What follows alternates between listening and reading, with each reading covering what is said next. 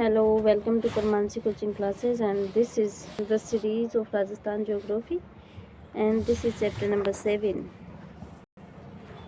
राजस्थान में फसल चक्र, मरुस्थलीकरण और पर्यावरण तीनों इसी चैप्टर में कवर होंगे। खरीफ की फसल इसे शाड़ू श्रावणों या चौमासा कहते हैं। बुआई का समय जून जुलाई, कटाई का समय सितंबर अक्टूबर।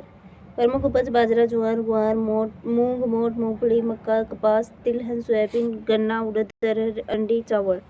राज्य में कृषि भूमि में सर्वाधिक भाग पर खरीफ की फसल बोई जाती है। रबी की फसल उन आलू, बुआई अक्टूबर नवंबर, कटाई मार्च अप्रैल। प्रमुख उपज गेहूं, जौ, चना, सरसों, तारामीरा, अलसी, मटर, मेथी, धनिया, जीरा, सूरजमुखी आदि। पश्चिमी विक्षोभ से होने वाली मावठ वर्षा रबी की फसल है तो स्वर्ण बंधुआ कार्य करती है। जायद की फसल यह विशेष ऋतु वाली फसल है जो जल की अधिकता वाले भागों में बोई जाती है। इसका समय मार्च से मध्य जून तक होता है। इसके अंतर्गत ककड़ी, खीरा, तरबूज, खरबूजा आदि फसलें बोई जाती है।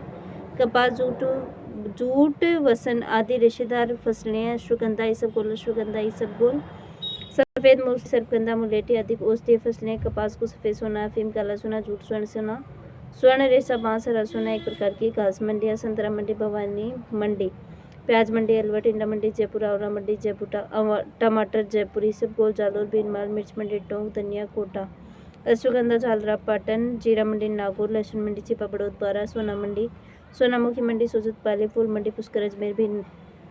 मरुस्थलीकरण एक प्रक्रिया है जिसके अंतर्गत मरुस्थलीय मृदा गति करती है। उपजाऊ अमरुस्थलीय भूमि का क्रमिक रूप से शुष्क प्रदेश अथवा मरुस्थल में परिवर्तित होना ही मरुस्थलीकरण है। मरुस्थल का अर्थ है मृत भूभाग जिसमें सतही जल का अभाव हो तथा मृदा में जैविक तत्वों व नमी की कमी हो। मरुस्थलीकरण को रोकने के लिए निम्न कार्यक्रम संचालित किए गए। मरुभूमि विकास कार्यक्रम DDP, यह कार्यक्रम 1997 में प्रारंभ हुआ। सूखा संभाव्य क्षेत्र कार्यक्रम drought prone area programme DPAP,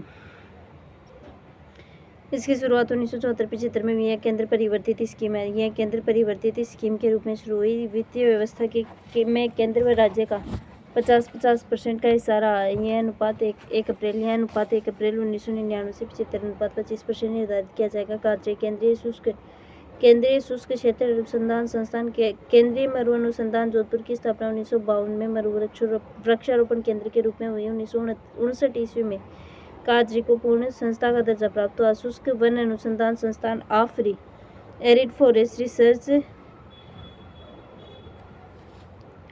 centre.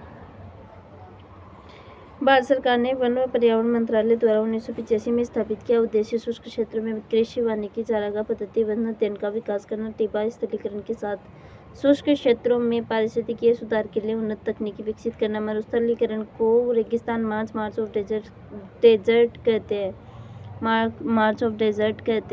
पर्यावरण शब्द का शाब्दिक अर्थ आसपास मानव, जंतुओं या पौधों की वृद्धि व विकास को प्रभावित करने वाली बाह्य दशाएं, कार्य प्रणाली तथा जीवन यापन की दशाएं होती है। अब पर्यावरण के घटक पर्यावरण एक भौतिक व जैविक घटकों का समूह है। भौतिक घटक अजैविक घटक को निम्न तत्वों में निम्न तत्वों को शामिल किया गया है। स्थलमंडल पर्यावरण, जलमंडल पर्यावरण, वायुमंडलीय पर्यावरण। जैविक पर्यावरण के 2 भाग होते हैं, जीव जंतु पर्यावरण, वनस्पति पर्यावरण। बायोम भौतिक अजैविक व जैविक पर्यावरण का मिश्रण। टुंड्रा बायोम, शीतोष्ण कटिबंधीय बायोम, उष्ण कटिबंधीय बायोम। उष्ण कटिबंधीय, शीतोष्ण और टुंड्रा। न्यूसन व Norway.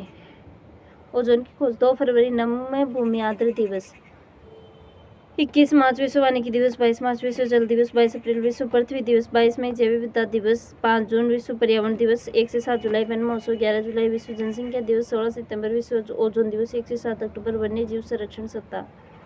This chapter is completed. Thanks for watching. अगलू चैप्टर से सिंचाई योजना। Thanks for watching again.